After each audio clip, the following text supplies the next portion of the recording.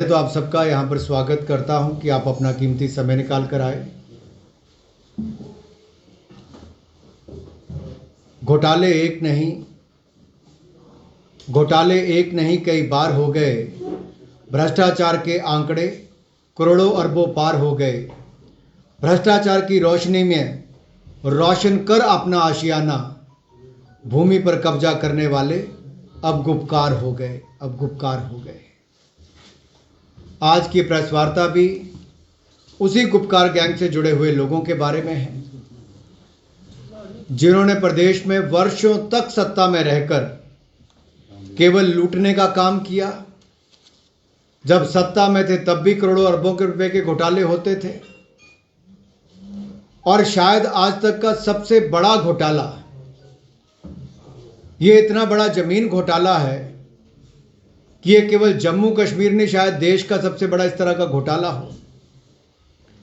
पिछले 30-40 सालों में सरकारी वन जंगलात की भूमि पर कब्जा करने वाले, हड़पने वाले, ये कुछ लोगों की गैंग जो लगातार इस राज्य के संसाधनों को भी लूटते रहे, और जब वहां से भी मन नहीं भरा लूटने से, तो सरकारी और वन भूमि पर कब्जा कैसे करना है, उसको वैध और अवैध तरीके से अपना कैसे बनाना है, उसके लिए कानून कैसे पारित करने हैं, और कानूनों के माध्यम से उस जमीन पर लीगली अपना कब्जा कर लेना है। बड़े संयोजित ढंग से जम्मू कश्मीर के राज्यों को वर्षों तक लूटा गया। इसी तरह का एक कानून 2001 में बना, और उस कानून के माध्यम से यह कहा गया कि जिन लोगों का कब्जा सरकारी या वन जमीनों पर है, चारागाह जमीन पर भी है, उनको हक दिया जाए। उसके बदले में जो पैसा जमा होगा वो 1990 की जो रेट है उसके मुताबिक होगा, और जो पैसा इकट्ठा होगा उसकी उस समय लगाया गया कि 25,000 करोड़ रुपया इसकी कीमत होगी। 25,000 करोड़ रुपए की कुल कलेक्शन स्टेट के रेवेन्यू में होगी, और ये 25,000 करोड़ रुपए का एक सोच थी कि इसको बिजली के प्रोजेक्ट में, हाइडल प्रोजेक्ट्स में लगाया जाएगा। आज मेरा प्रश्न यह है कि 2001 में जो स्कीम लेकर आए, उसके बाद कितने हाइडल प्रोजेक्ट यहां पर शुरू हो पाए, कितना पैसा वहां पर उस योजना के अंतर्गत इकट्ठा हुआ। और इस कानून को कहते थे, जो आप लोकप्रिय तौर पे जानते हैं, रोशनी कहते थे, लेकिन Roshni the J&K state lands act 2001 which was for the vesting of ownership to the occupants, यानी कि जिन्होंने गैर कानूनी और असंवैधानिक तरीके से इस पे कब्जा भी किया था, उनके लिए कानून बना दिया गया था। लेकिन हाई कोर्ट की बेंच ने इसको गैर कानूनी और असंवैधानिक करार किया, इस कानून को भी।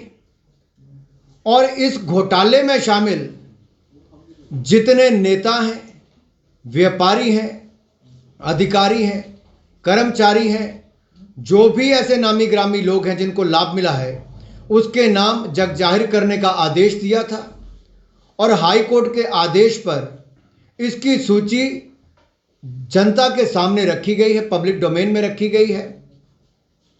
और अब जो खुलासा हुआ है वो मुझे लगता है कुछ ऐसे नेताओं के नाम आए जो अपने आप को बहुत पाक साफ दिखाते थे, बड़ी बड़ी बातें करते थे, लेकिन उन बातों के पीछे केवल अपने घोटालों को छिपाने का काम था। यह गुपकार गैंग की नींव तो 2001 में रख दी गई थी। जमीन पर कब्जा फारूक अब्दुल्ला जी करते हैं, उनके रिश्तेदार करते हैं, एनसी के नेता करते हैं।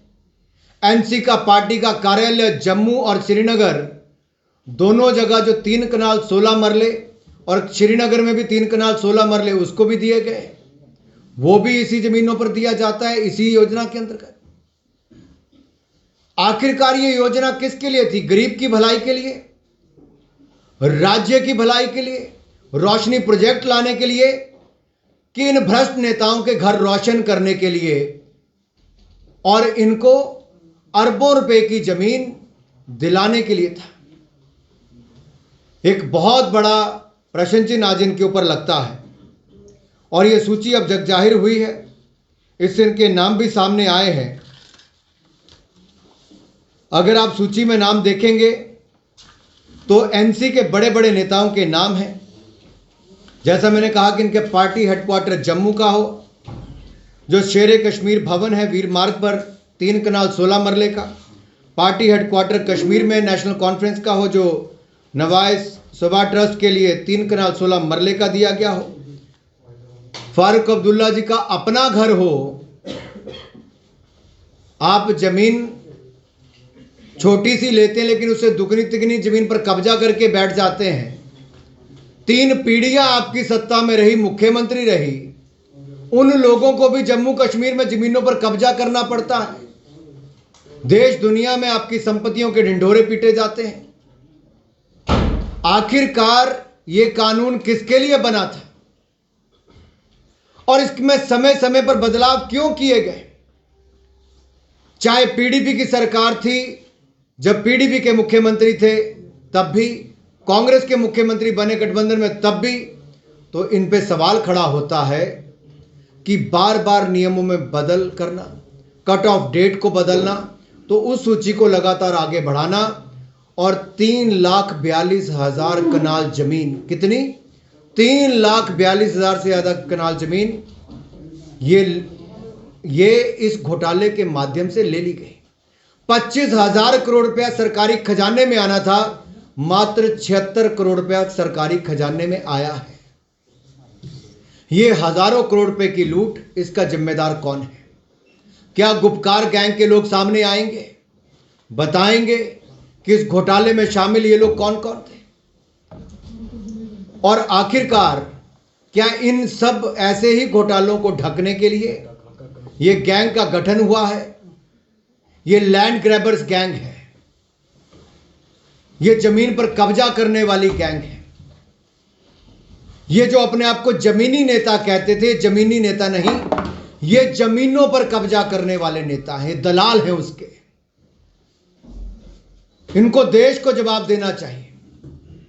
अगर अनुच्छेद 370-35 से नहीं हटता, करप्शन के मामले नहीं चलते, ये कोर्ट की जांच नहीं होती, पीआईएल दाखिल नहीं होती, हम तो धन्यवादी हैं हाई कोर्ट के कि जिन्होंने सीबीआई को जांच के आदेश भी दिए और इन्हें ऊंचे ऊंचे बड़े बड़े लोगों के नाम, पूर्व मुख्यमंत्री की बहन, उनके उस समय के एजी, उस समय के जेएंडके बैंक के चेयरमैन, उस समय के आला अधिकारी, उस समय के आला कर्मचारी, इन लोगों ने सरकार की और वन की भूमियों पर कब्जा करने का काम किया था।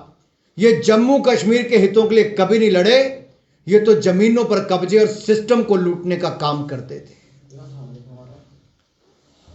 हम धन्यवादी हैं कि इसको सामने रखा गया है और जहां नेशनल कॉन्फ्रेंस थी उसके बड़े नेताओं के नाम आए। पूर्व मंत्री सज्जाद किचलू का नाम आया है, सैयद अखून का नाम आया जो फॉर्मर मिनिस्टर हैं, फारूक अब्दुल्ला जी की बहन श्रीमती सुरैया मट्टू का नाम आया है, असलम गोनी जो पूर्व एजी हैं और इनके बड़े नेता हैं एनसी के, अब शायद कांग्रेस में चले गए हैं।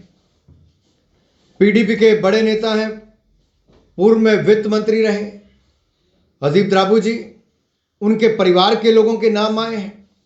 कांग्रेस भी इसमें पीछे नहीं हटी। जब हम कहते थे गुपकार गैंग का समर्थन कांग्रेस क्यों करती, उसका पार्ट क्यों बनी है, तो पता चला कि अब कई एजेंडे उसके हैं साथ साथ में। माजिद वानी जी हो, के आमला जी हो, वानी जी हो, ये इनके नाम जो आए हैं कांग्रेस के, ये भी और ऐसी लंबी लिस्ट है जो नेताओं की, अधिकारियों की है जो इस घोटाले से जुड़ी है। इन सभी पार्टियों को, गुपकार गैंग के सदस्यों को, जम्मू कश्मीर और देश की जनता को बताना चाहिए क्या मजबूरी थी कि इन्होंने प्रदेश की जमीनों पर, जंगलात की जमीनों पर, सरकार की जमीनों पर कब्जे किए। इन्होंने कानून बनाकर उसको दुरुपयोग किया। समय समय पर उसका बदलाव उस समय के मुख्यमंत्री सरकारों ने किया और ये अपने आप को जमीनी नेता कहने वाले जमीनों के और जमीन घोटालों के नेता कैसे बन गए, दलाल कैसे बन गए, इसका जवाब इनको प्रदेश की और देश की जनता को देना ही होगा। ये चंद सवाल मैं मीडिया के मित्रों के माध्यम से छोड़कर जा रहा हूं। अगले कुछ दिनों में कुछ और सवाल जवाब लेकर आएंगे, लेकिन तब तक केवल इतना ही कहता हुआ मैं अपनी बात को समाप्त करता हूं।